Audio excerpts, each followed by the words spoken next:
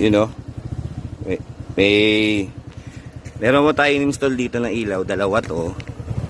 Isang T15 na peanut bulb Parklight, tsaka isang LED na headlight.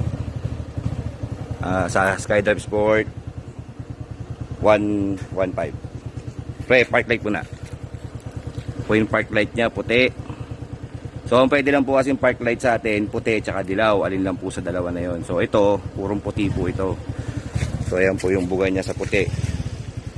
Ayan lang yan. Headlight, pre. Headlight.